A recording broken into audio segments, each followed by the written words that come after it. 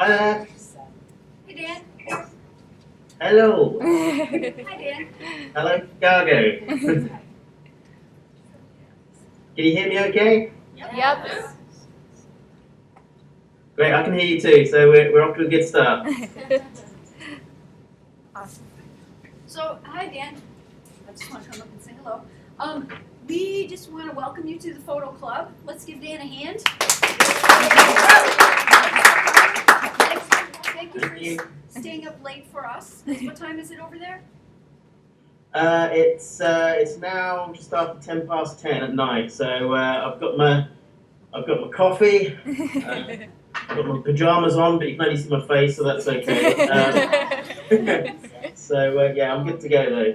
Okay. So if you wanted to start, we thought we'd start as we spoke about. You want to show us some of your website, let us get familiar with your work, and then we'll come up and ask some questions. Sure. Okay. Great. Shall I just fire away? Yeah. Yes. Yes, please. Okay. No worries. Right. I'm just going to switch from my lovely face through to my website. So just one second while I share my screen. Okay. And I'm just going to click on my home page now. I know you're a couple of seconds behind from when we did our little trial last week. Is that coming up now? Yep. Cool. Okay, so the first thing you'll probably see is it says the world's most helpful photographer, and then it's just scrolled away, but you'll have also seen a special offer, which, so straight away the two things that you'll see are a bit on the branding, which is the world's most helpful photographer, and I'll kind of touch on that in a bit as to why that's the case. It's a kind of a project that I've got going. And the second thing you see was the offer, which again, we're trying to appeal to the clients. But I'm probably getting ahead of myself. I should give you a little bit of background on myself first. I live in Peterborough, which is not far from Cambridge, with the famous university, and I'm actually from Cambridge. Peterborough is actually not a particularly wealthy city, so you can make a decent living even if you're not in somewhere glitzy and glamorous. I specialise in weddings and family portraits, and I always think it's a good idea to specialise, because you've probably heard of the phrase "jack of all trades, master of none," and photography is a competitive industry, and you want to get recognised, and you want to have a strong brand in a particular area of photography. So that's why I've, as I say, focused on weddings and portraits. I also have a website called Get Pro Photo, which is where I help other photographers. And there's loads of information on there on marketing, pricing, branding, selling, so on and so forth. It focuses mostly on weddings and family portraits, because again, that's my background. Speaking of my background, I'm now 38 years old, and I've been studying marketing since university. I studied it at university. So what's that? I was 18 at university when I started. So that's 20 years of studying marketing. Oh God. That's quite a scary thought. So yeah, that's my background, and that's really helped me and set me in good stead, because I don't know how many of you there are in that classroom right now, but there's probably 30, 40, something like that, faces. So that's 30 or 40 photographers just in that one classroom. Now, if you all go out next year and start up a photography business, you're going to have 39 competitors straight away. Now, there might not even be 40 jewelers certainly not 40 jewelers in my town. So you can see the difference in competition between being a photographer and being a jeweler or a florist or any of those other kind of wedding vendors. So there's a lot of competition, and that's why I try and help other photographers with the business side, because once you're a good photographer or good enough to sell your craft, to sell your art, then it really does become about being a decent business person, and that all that'll differentiate, you know, the few in that classroom that do really well, and the rest that maybe struggle a little bit or take a little while to get where they want to go. So, okay, so that's a little bit about me, and I'll just give you a bit of a tour of the website quickly. Again, you know, you've seen the world's most helpful photographer. That's kind of sets the scene. So as soon as somebody lands on that website, they're thinking, okay, well this guy's, you know, probably not going to upset my friends and family at the wedding. He's obviously wants to brand himself as a helpful person and a friendly person. So that kind of sets the scene nicely. You'll see there that there's a testimonial from one of my clients. I hope you can see that the banner's actually scrolling. Can you see that? Yeah. It's not. Yeah. Okay. Cool. So yeah, there's lots of testimonials scrolling past, and very often on photographers' websites they'll have a little testimonials page, but they won't actually use the testimonials throughout their website, and they're such powerful things that.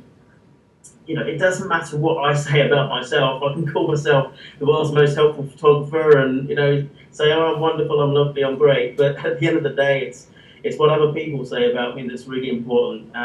Because you know, we've all seen adverts, and we all know adverts can lie. So, and the more testimonials you have, the better, and get them all over your website.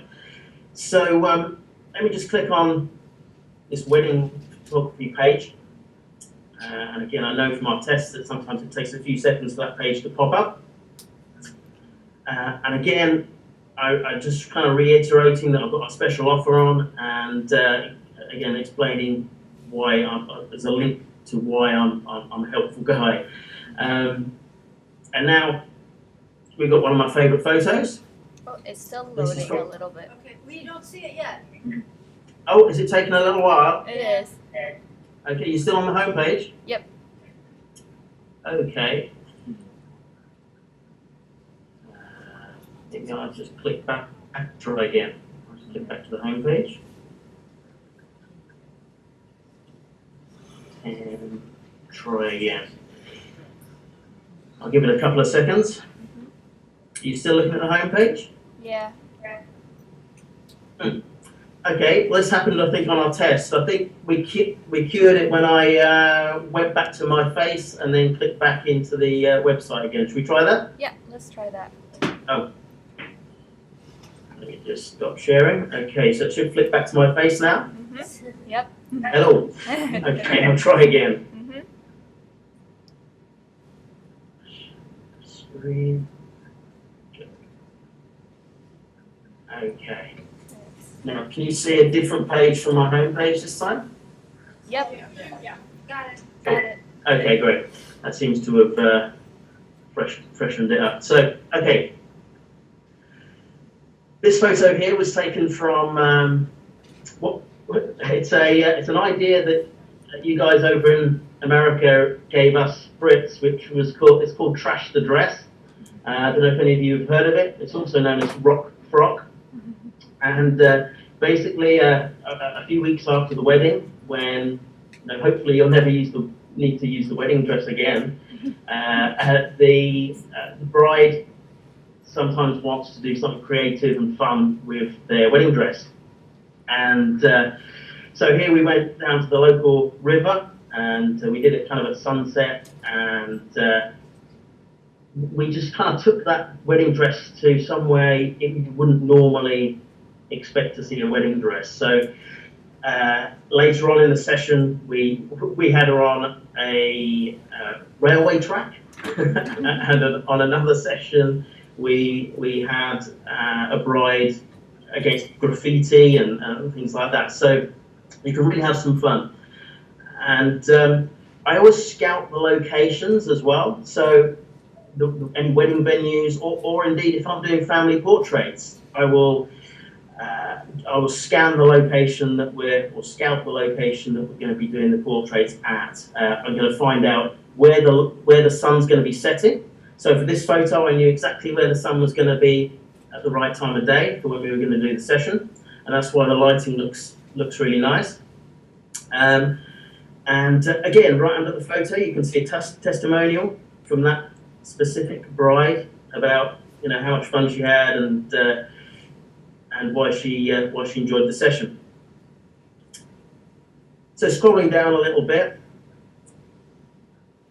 I try and explain to the people on the website why I'm a little bit different from some of the other photographers, because as I've already said, there's 1,000,001 of us out there in every town. We're lurking on every street corner. There's another photographer, so we've always got to differentiate ourselves. So one of the ways I do that is I explain that with all of my packages, you get all of the photos, so you've got no kind of heartbreaking decisions to kind of leave out Auntie Gladys because there's no room for her in the album.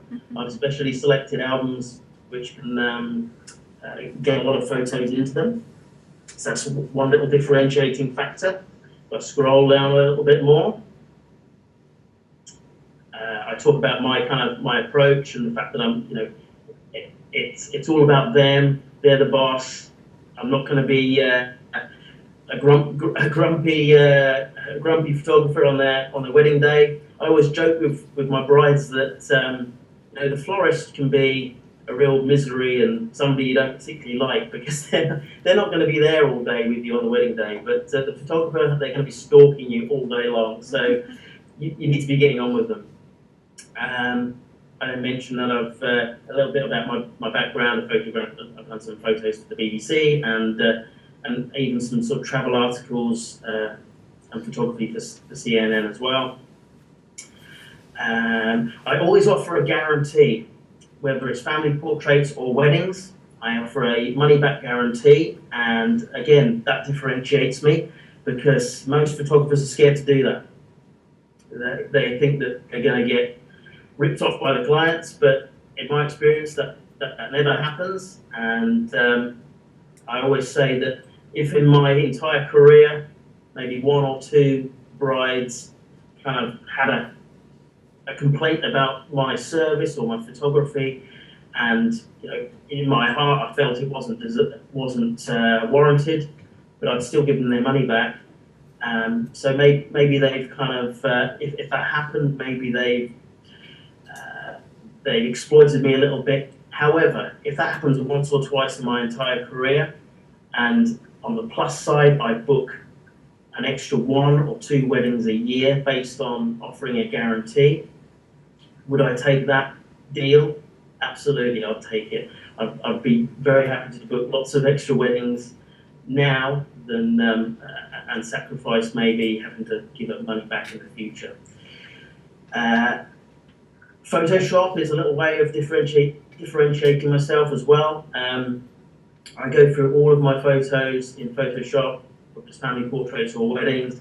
Every photo gets lovingly enhanced, because if you gave a monkey a camera and it took a few thousand photos, it might accidentally trip up and create a really good one.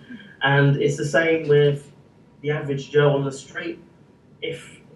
Everybody's got a camera these days, and a lot of people have got SLR cameras. So, and it's such a common hobby that many people can take quite good photos sometimes. And the difference between an amateur and a professional is the professional has to be a good photographer every single time. It doesn't matter if it's raining, it doesn't matter if they're having a bad day and they've had an argument with their wife and they're feeling a bit down. It doesn't matter what the situation is, they've got to nail the photos every time. And that's the key difference. So you need to be able to do something. Not only have you got to be consistent, you've also got to be able to create photos that even on a lucky day, an amateur wouldn't be able to capture the photos. So Photoshop's one way of doing that. So let me just show you a few more. Here's a good example of Photoshop. I've just scrolled down quickly. Hopefully you've caught up. You should now be seeing a photo with 1 groom and 4 brides. And it's the same bride, don't worry, he's not he's not marrying 4 women at once, but it's basically a composite. Okay, we can't Where- see it yet, Dan. Can you see it? Not yet. Ah, okay. Maybe, what are you seeing at the moment? The number 7 photos. You're at number 7? Mm-hmm. Okay. 7, let's go back down again. Okay, maybe I'll show it you in my portfolio and see if that, when I change pages, it might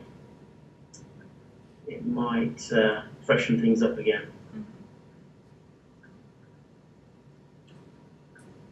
Let's click through to the portfolio.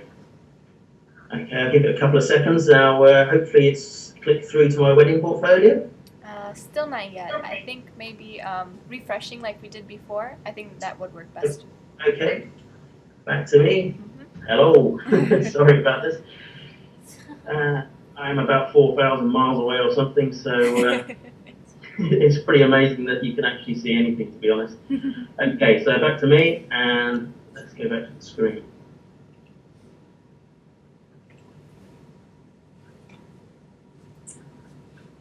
Okay, so hopefully on my There we go. wedding. Yep, okay. Just seems to kind of slow down now and again, doesn't it? Mm-hmm. Yes, if I click on this one, there's basically a photo of a groom with 4 brides. Now, as I say, unless you're a bit of an expert in Photoshop, the average person on the street could never do that in a million years, because it requires quite advanced knowledge of Photoshop to do that. So again, it differentiates me. Most other photographers aren't doing that kind of thing, and it's all kind of part of my Dan Waters creative, with the emphasis on the creative, trying to do something a little bit different that the average photographer is not doing, and certainly the average person on the street isn't doing. Okay. Is it clicked back to the portfolio again? Yep. Yes. Okay, cool. Not letting me actually click on another page now, so I'm having a problem on my end. So I'm going to just go back to me quickly again and start sharing again.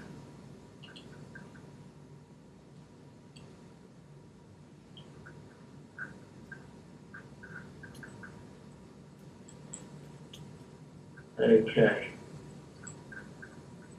Cool. Okay. Seems to be okay again. Right. Yeah, this is the photo. If I just click on this one, you should be able to see a bride on a railway track with the groom kind of running along to rescue her. So again, something a bit different, something a bit fun, and again, it goes back to me scouting the location, chatting with the bride and groom, finding out their kind of personalities and what they want from the session, and doing something very bespoke and not just doing one size fits all. So let me just flip across to family portraits, because that's a really important part of my business, because it's obviously weddings is primarily in the summer, whereas family portraits and baby photos, that can happen all year round. So in the cold of winter, I know you've just had a really cold winter over there, you can still do some family portraits when the wedding business is pretty cold, is pretty much dried up. So again, it takes the same sort of format, this page. Oh, I'm trying to... Still loading. We don't see it yet. Yeah. Oh, sorry. It's okay. Okay, well, I'll talk for a little while. Maybe it'll catch up. But it's a similar kind of format. I show a photo, then I show a testimonial, and then I give a reason or two why I'm a little bit different. For family portraits, for example, I don't restrict people by time. So they're not treated like they're on a production line, where it's, get the baby in, photograph it, get it out, get the next one in. There's not kind of a queue going out the door. It's sort of baby factory. It's where I sit down, I get in, maybe a couple of weeks before the session, speak to the husband and the wife, find out what kind of photos they like. I talk to them about the different products. I I'll give them some advice on clothing because sometimes I have to act as the fashion police because you'll end up with people turning up with all sorts of different crazy colours and patterns which just don't gel together as for a family portrait. So, has the page come up yet, by the way? Yep. Yes. Thank you. You've caught up now. Okay, cool. Yeah, it seems like you're maybe 20 seconds behind rather than 5 today. So if I scroll down a little bit, there's a little bit. Now I won't show you the video today, but I'll tell you what the software is called and how it's called Pro Select, and it's you can get it through a website called timeexposure.com. And what it is it's a brilliant piece of software for anybody that's going to do family portraits, or in fact anybody that's going to create photos which are going to go on somebody's wall. So if you're, for example, more interested in doing fine art photography, so photos of flowers which are going to go on the wall, or landscapes, anything like that, this piece of software will be really helpful for you. Now, how it works is, if you photograph somebody's wall space within their home, it can calibrate that space so that everything is to scale. So after I've done a photography session, I can upload the photos from that session onto the photo of their wall, and I can, as I say, put those photos to scale on their wall, and I can even put frames around them, different colours and styles of frames, and I can make the photos bigger and smaller and just show them exactly what sizes are going to fit their wall space. So it's a brilliant sales tool for me, because when people ring me, they think of big photos and 8 by 10, whereas I'm trying to get people excited and interested in 30 by 20 inch photos, 40 by 30 inch photos, so really nice big wall portraits. And that was always a hard thing to get people excited about until they could physically see it on their wall. It's almost a try before you buy kind of thing. So again, I don't know any photographers in my area that have that software, so it's another differentiating factor, and my clients really appreciate it. How am I doing for time, by the way? Do you want me to kind of do you want me to keep it going? I can keep going forever, but I've kind of got a little route that I'm doing, but I can stop at any point. Well, I know we have people here that would like to hear about your pet photography. If you want to show us some of that, and then maybe we can start questions. Sure. Okay. Well, I'll pan across to the pet photography. I've probably got a couple more points that I just want to make as well on top of that, and then I'll pass it over for the Q&A. So I'll just scan across to the pet photography. Again, you'll probably be a few seconds behind. But again, it follows a similar kind of process, whereby I'll show a photo, there'll be a testimonial, there'll be a few points as to why I'm different from the competition. Again, there's no time limits. I've fostered a lot of pets, rescue dogs over the years, and so I understand dogs, and I'm not quite the dog whisperer, but I'm perhaps better than your average person, and so that's again another little differentiating factor for me, that I get on well with dogs, and I know how to behave around them. I can do studio photos. But I don't make the dog come to me. I come to the dog. So I will go to the dog's home, or we'll go to the local park where the dog's going to feel more comfortable. If you can imagine bringing a dog into a completely alien studio. It's never been before. It's kind of got big strobe lights and everything like that. It's going to probably scare the bejesus out of the dog, and it's probably going to leave you with a little accident in the corner of the studio. So again, what I do with pets, just as much as I do with people, is I take them to where they're comfortable. And it's so important, whether it's an animal or a person. To get a good photo, you need the subject to be really comfortable, and part of that is keeping them in comfortable surroundings, and part of that is your rapport with the person or the animal, and how you interact with it. So you want, particularly with a person, you want them to feel almost like it's not a photography session. It's you're having a chat, and every now and again the shutter goes, but that's almost like a by the by. They want them in a perfect scenario. You want them to almost forget about the camera. And one little trick that I do is actually use a remote shutter, so that I'm not actually looking through the camera. I'm looking at the person directly. So we're physically having a conversation.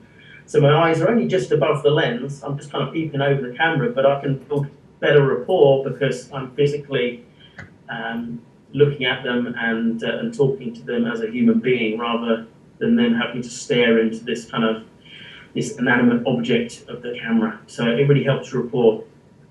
And actually, I talked about scouting earlier. I actually put as much preparation into what I'm going to say to the client, or in the case of pets, how I'm going to behave with the pet, how I'm going to get it to do what I want it to do.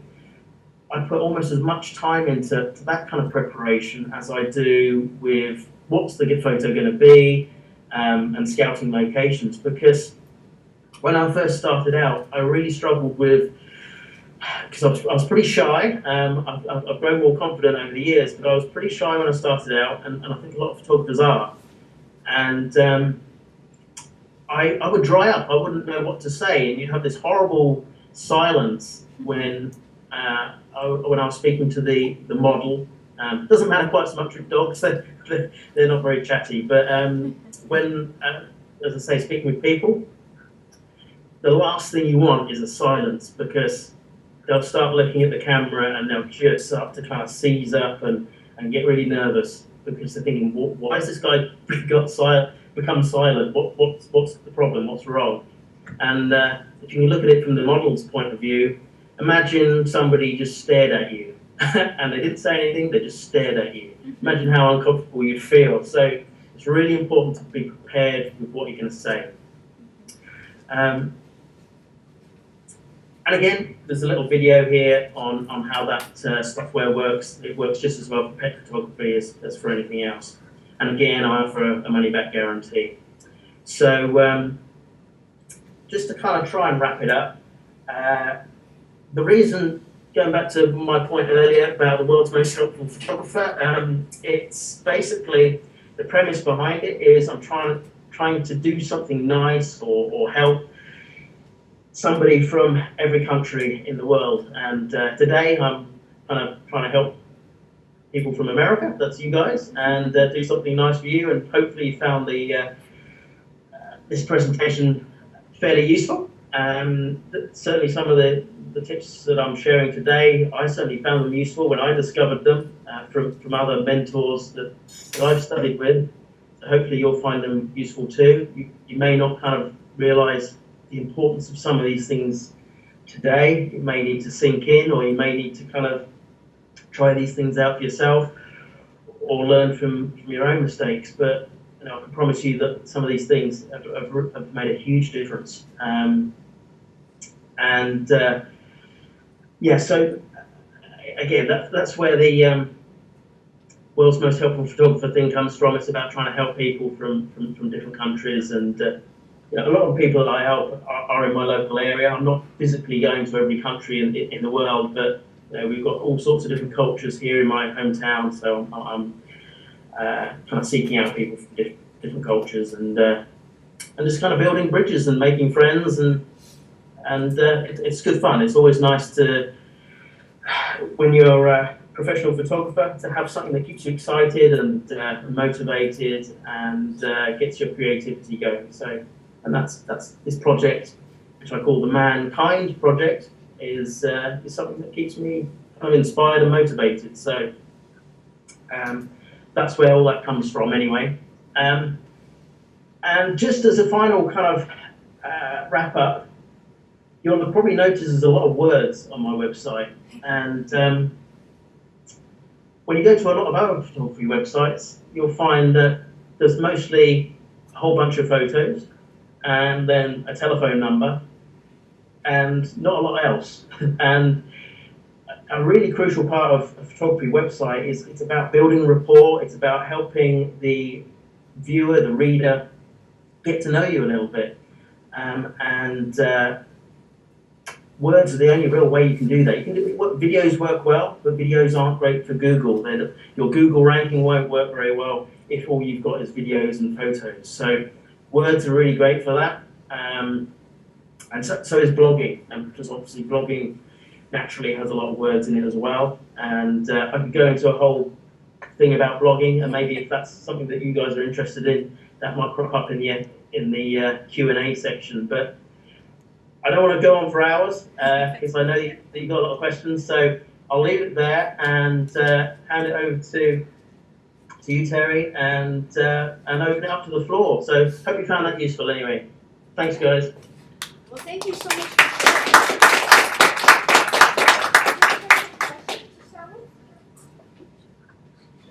sharing. Okay, Dan, here comes the first question. So I guess this is mostly about the business end of things.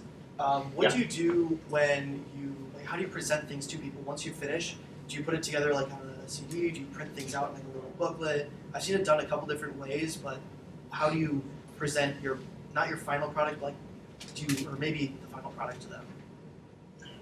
That is a really good question, and actually the answer to that, one of my mentor, because I study with a guy myself every month. I subscribe to his service, and he always says the most important thing for a wedding and family portrait photographer, the most important decision they can make in their whole career is how they present their photos. So that's a brilliant first question to ask, because just to give you an example, I'll put pounds and pence, or I should say dollars and dimes,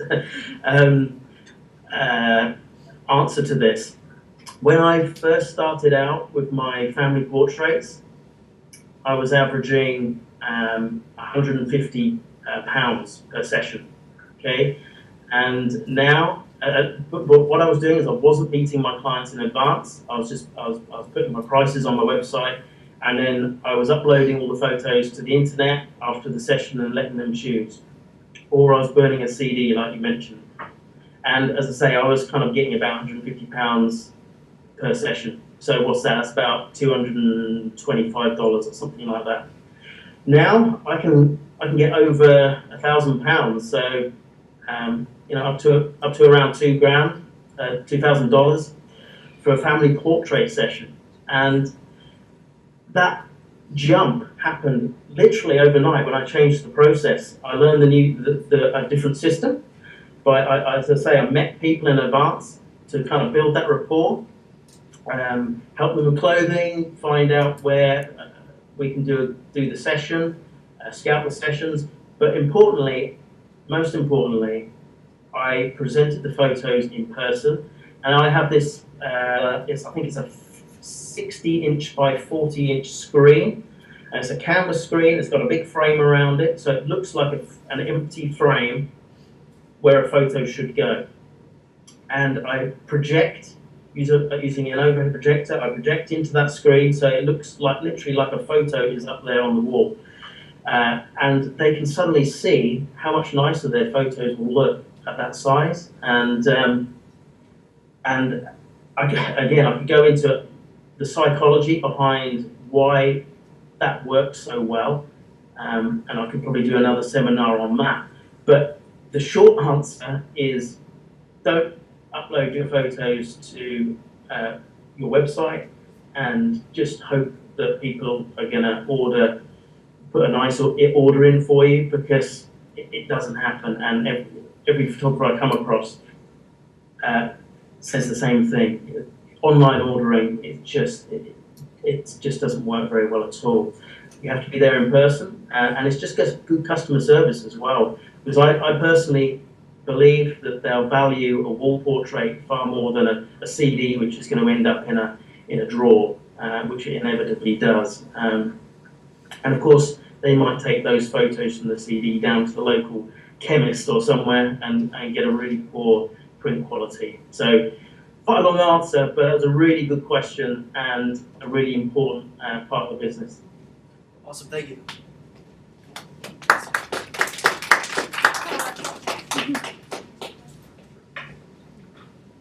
Hey Dan. It's Tim. Yeah, thanks. My name's Frank. You mentioned you had some marketing experience. Could you give maybe just a couple pointers on, from a marketing standpoint, what beginning photographers or even established photographers could do to help in that direction? Yeah, for sure.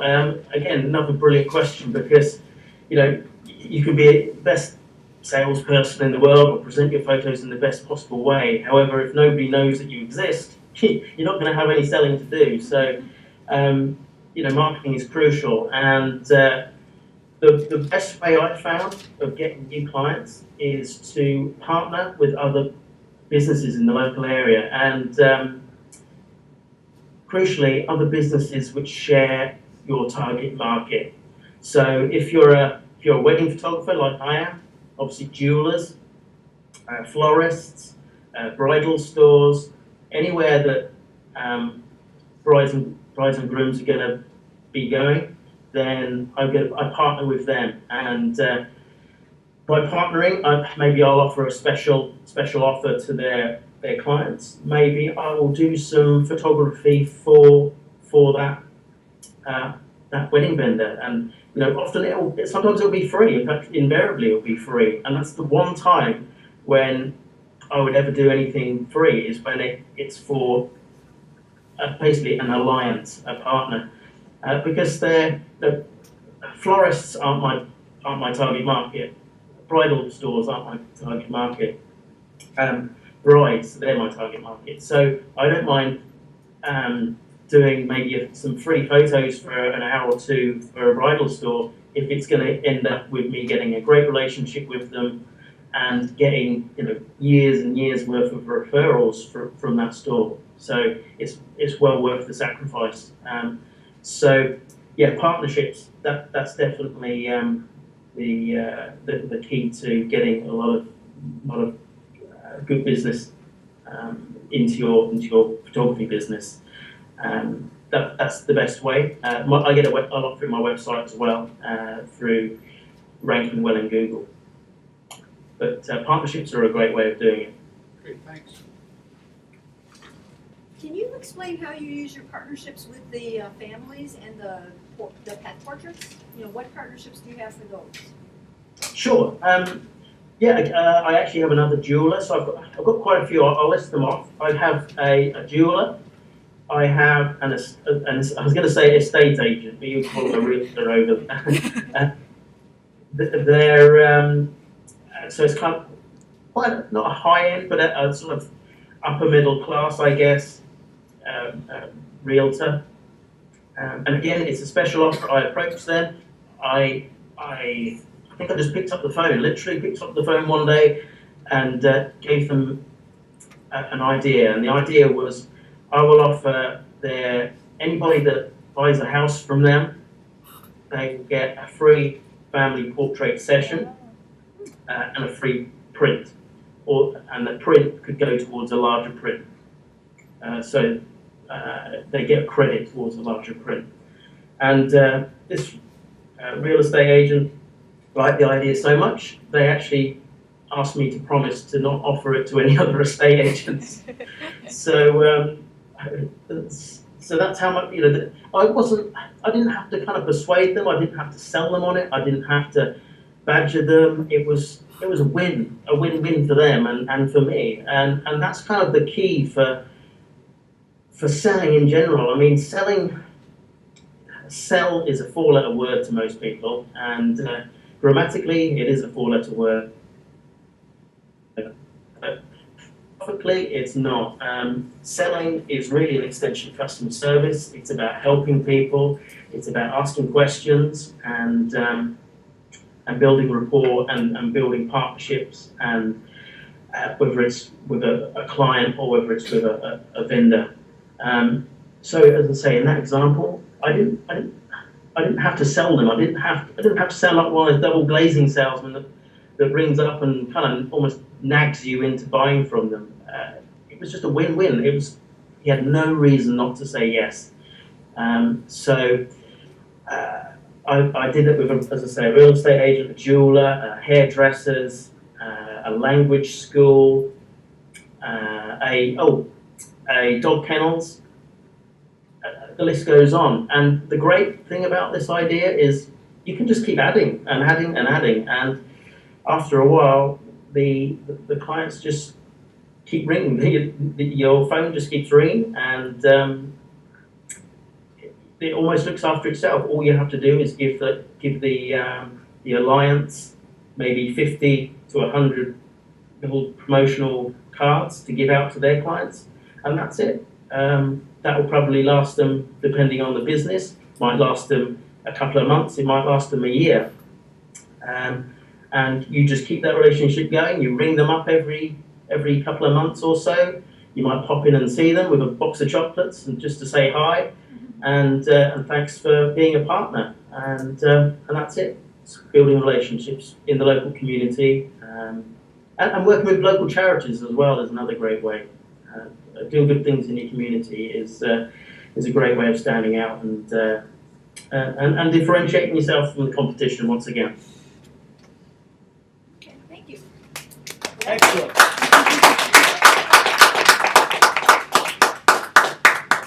Any other questions?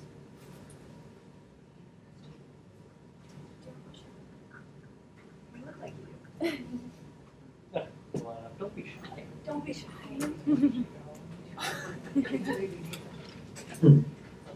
Hi. Dan, she's got a notebook with a bunch of questions in it, just so you know. The first thing that stood out was way early on when you were speaking to us, for the wedding section of your website, you had a note that one thing you do differently is you do not use flash units, even in dark situations. You put that it's the equipment that you have that allows you to do so. Can I ask what that equipment is that's... Yeah. So what I was kind of saying was I don't have to use Flash. I do use Flash, but I use it for creative reasons. So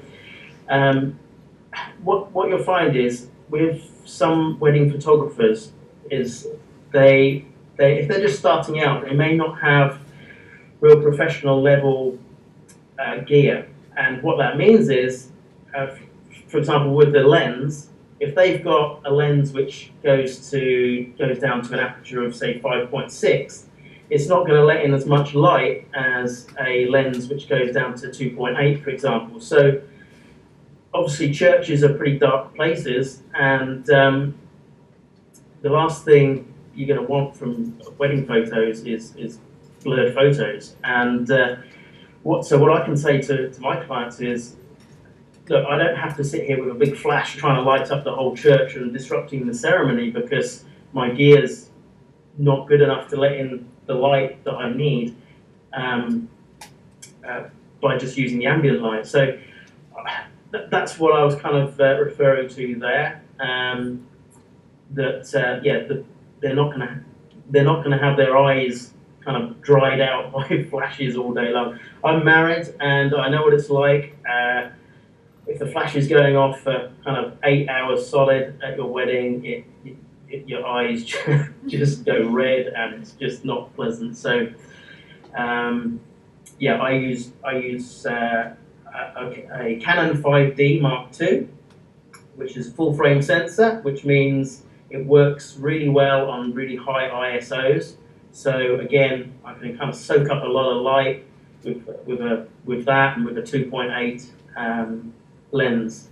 So if I don't want to use a flash in the church, I don't have to. Hope that makes sense anyway. Sure, absolutely. May I ask one more quick question? Sure. You help your portrait clients in choosing clothing. What kind of suggestions do you make to them when they're choosing clothing for family portraits? For clothing, yeah. With clothing, want to be avoiding loud patterns. You want to avoid too many bright colours. If there's going to be several people in the photo, at least you don't want one person in red, one person in blue, or one person in yellow, and it kind of ends up looking like a kaleidoscope of colour, and your eyes don't know where to go when you're looking at the photo. It's just confusing you. And equally, you don't want lots of different tones. So if you can imagine one person's, say it's a family portrait, and you've got everybody's in a mid-tone, say sort of a mid-brown colour, something like that, and then one person's in white. That person who's in white is going to draw all the attention, and that's okay when it's a wedding day and the bride's in the dress, because let's face it, it's the bride's day at the end of the day, so it doesn't matter that they stand out more than everybody else. But with family portraits, you want everybody to kind of be the same tone, or if you're going for colour, then similar kind of colour as well, because otherwise it just ends up looking too busy, too fussy. And again, same reason for the patterns. You don't want my shirt here today is kind of a bad example that you can kind of see, but it's white and it's got stripes all over it, and I'll do my fashion police thing on myself if I tend to be photographed. But yeah, so hopefully that helps. But there's also little tips like V-necks work well because they kind of frame the face rather than the kind of more rounded style, because yeah, again, it frames the face. And often I prefer long sleeves as well, because if you've got 4 or 5 people in a photo, that's 8 or 10 arms, and again, your eyes are drawn to the lightest part of the photo. And if you've got lots of lily white skin like mine, then you're going to have kind of all these tentacles going everywhere, these 8 to 10 arms, and again, that's going to distract people from the faces. And in portraiture, obviously the face is the most important thing, and you want people's eyes to be drawn to the face. So I tend to lean towards darker clothing so that the face becomes the brighter area and the area your eyes are drawn to. So good question. Thank you. All right, thank you.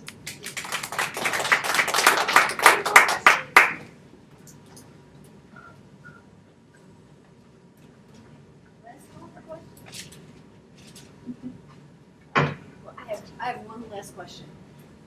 If you could go back in time, and no one can really do that, but can you talk about your biggest mistake and how did you recover from it, and using what you know now, what you would have done differently? Oh, yeah, I've made a lot of mistakes.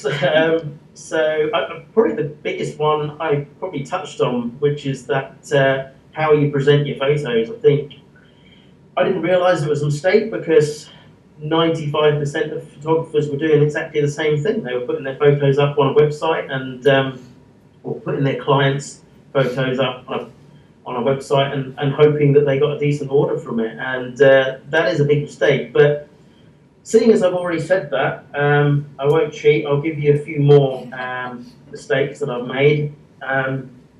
One of which was I used to present too many photos. So with like a family portrait session, I might show the client like 100 photos. And that would mean that they would lean towards just getting a CD because they kind of liked them all very often, and they couldn't pick one or 2 or 3. They just thought, well, there's too many to choose from, I'll just have them all. Can I have a CD, please? Because they're not going to order 100 wall portraits. So what I discovered was that if I presented maybe 15, 16, 20 at most photos, then they would find it much easier to make a decision. And maybe there'll be 4 or 5 different compositions that I'd do, and different groupings of the family, etc. And so there might only be sort of 2 or 3 or 4 photos of each composition for them to look at. So they could quickly narrow down to the 2 or 3 that they wanted for the wall, and maybe 1 or 2 more for gifts, something like that. And it obviously saved me a heck of a lot of time in Photoshop. It meant that they made a decision much more quickly, and it meant that they were happier as well, because they weren't overwhelmed, and they ended up my clients started to buy wall portraits, which again I really believe in, much more than a CD. I just think a CD, it's just well, first of all, it's going to corrupt if you don't kind of back it up. And second of all, when I bump into my clients at the local grocery store, very often I'll ask them, what have you done with your photos? Have you got them up on, have you created an album yet? Or have you put them on a wall? And they'd always look guilty and say, oh, well, actually, it's kind of still on the CD and I've not really got round to it. So I feel it's our duty as professional photographers to help our clients and educate our clients into the best possible use for their photos. And again, I believe that for family portraits at least, I believe wall portraits are the best result for them, because if you've had a bad day at work, you get home and you're feeling a bit grumpy, and you look up at the wall and it's got your kids there, it's got your husband or wife there.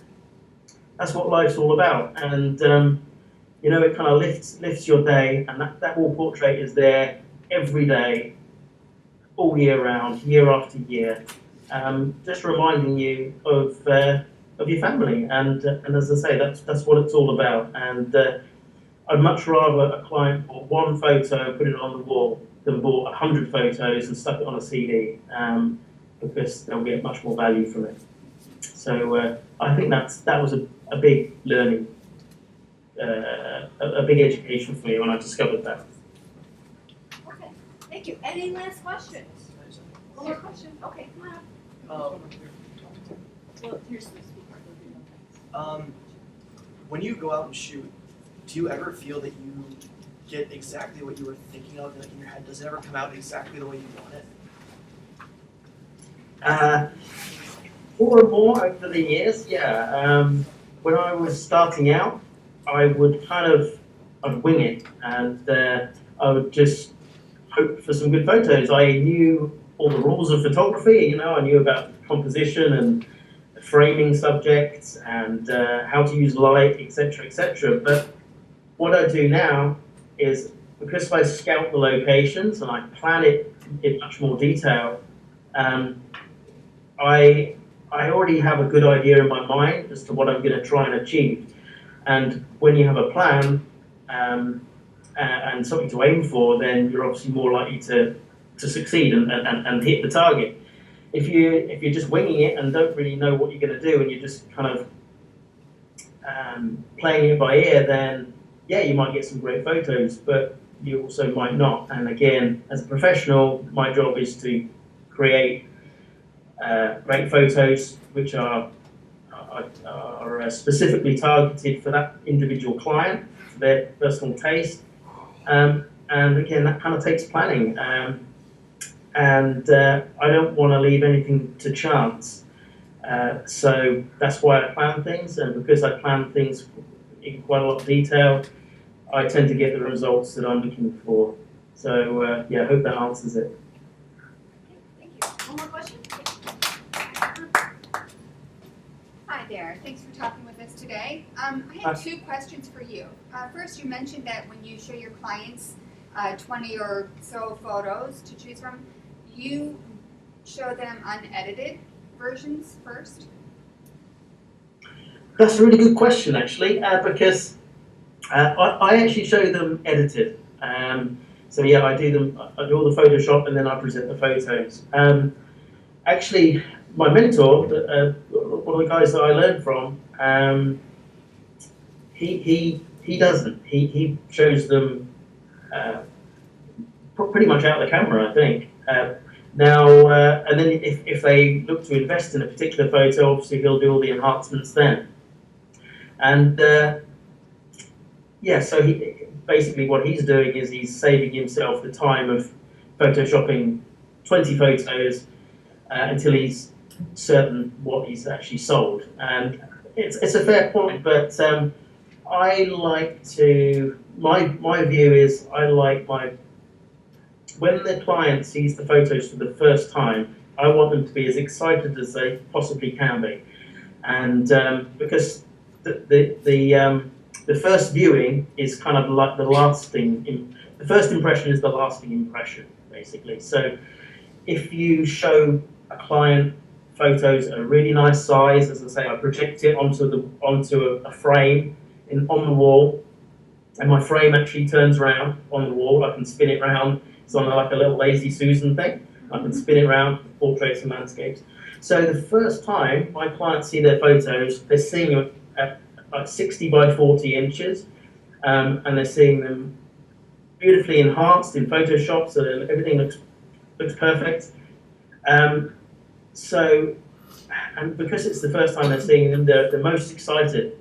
So I'm kind of building on that excitement, and that's why I do it the way I do it. But I do understand that, other photographers sometimes they don't do it that way because they want to save themselves some time. But on this occasion, I do put a little bit of extra work in, and because I just kind of personally prefer doing it that way. But I wouldn't say it was wrong doing it the other way. It's I guess it depends maybe on how much Photoshop is a part of your workflow. Some people do more natural photography, and other people perhaps do a little bit more with their Photoshop. I actually really enjoy sitting in front of the computer and doing my Photoshop. Other photographers kind of just want to do the photos and keep Photoshop to a real minimum. So for somebody like that, I could see that doing the editing later would work well, but I actually really enjoy it, so I don't mind staying up late and doing it. So that's hope that answers your question. Thank you. It does, thank you. And just one quick question. What are your go-to lenses when you do shoot a wedding? What lenses do you like to take? Do you take 2 to 3 cameras? What do you take with you? Sure, well, yeah, you certainly, for weddings, you certainly need at least 2 cameras, because obviously if one breaks down, you are absolutely knackered if you've only got one. Yeah, first thing is you need backup of basically everything. And for lenses, I'm a Canon user, basically because it was going to be Canon or Nikon really, or Nikon, depending on how you pronounce it. But I don't think there's a great deal of difference between the two. I don't get all hooked up on which one's better. But for Canon, I use a 17 to 70 millimeter lens, and it's a 2.8 again because it sucks up a lot of light, and so that's why I use that one. I also have a Sigma 100 to 300 millimeter lens, and that's an f4. And I can kind of, because it's 300 millimeters, and I actually have an extender as well, 1.6 extender. So I can get people from a very long way away. So maybe if they're not feeling very comfortable, or I want to capture a photo where they have no idea that I'm photographing them, then I can do that with a really long lens like that. Next on my list is the 70 to 200 2.8 Canon lens. I don't have that yet, but that is one that I really want to get, because you can get some really nice effects at 2.8 at 200 millimeters. You get some really nice bokeh, the background goes really nicely, and so that's next on my hit list. Thank you. Good luck with that. Thank you. Thank you. Yeah. Okay, quick question coming up.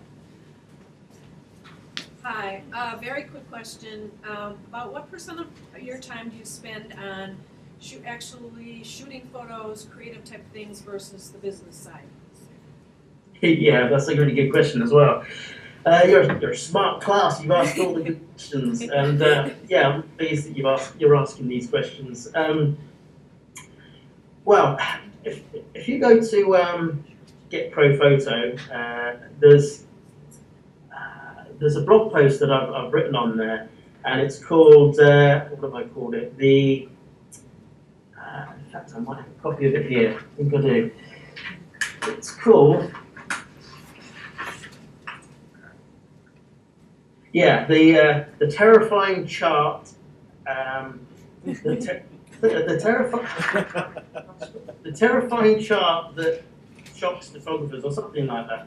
And I've got a copy of it here. I haven't got the title of it on here, but I don't know if you can see it. But I'll show it up real close to the camera. But basically, that's me looking really depressed in the middle of the chart there. And all around it, I don't expect you to be able to read it, but all around a little depressed face of mine is all the things that I do. And obviously only one of those is photography. And just to kind of rattle off a few of them, you've got Photoshop, you've got printing, you've got designing albums, you've got backing up your photos, you've got delivering your photos to the client, you've got presenting your photos to the client, you've got doing your price lists, you've got as you said, partnerships with local businesses. You've got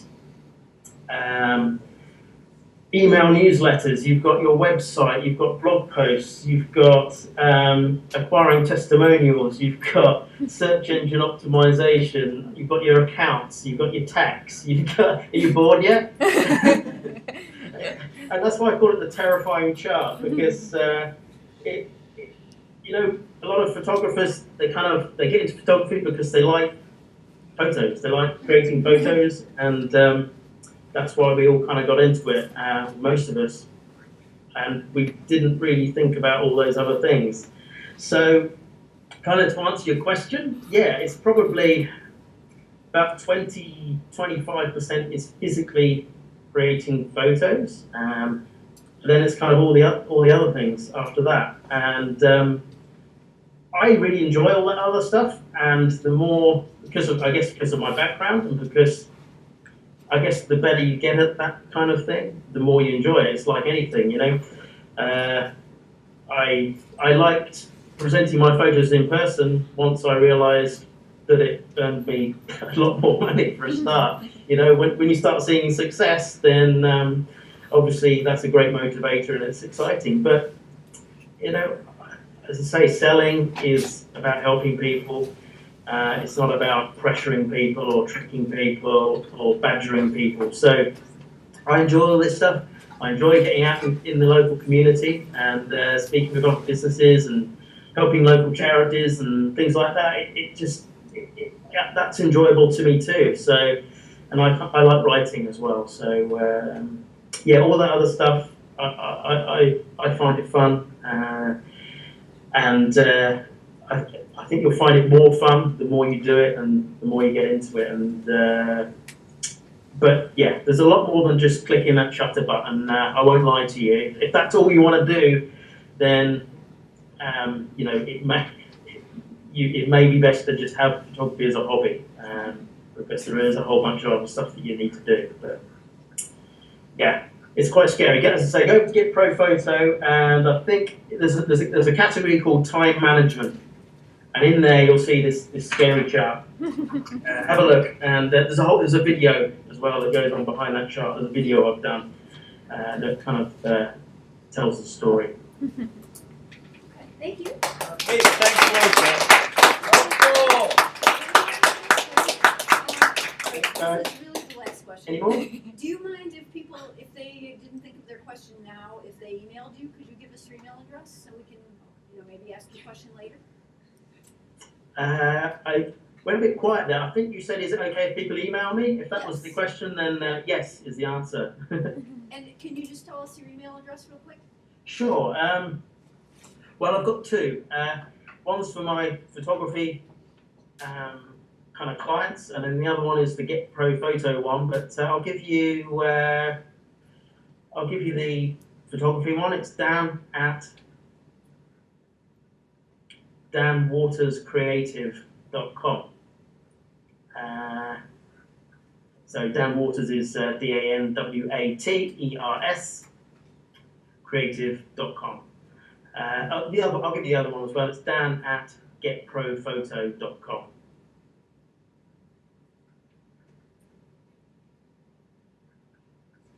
And yeah, I'll be more than happy to hear from you guys. Answer any questions you have.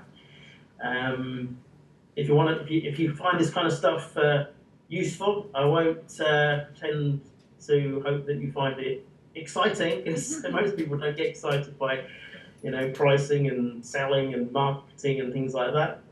It's just kind of nerds like me that do, but it is useful, hopefully.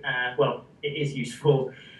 So if you want more of this kind of stuff, then obviously you can sign up there and get all these kind of tips that I email out every week into your inbox. All right, well, thank you so much for being with us.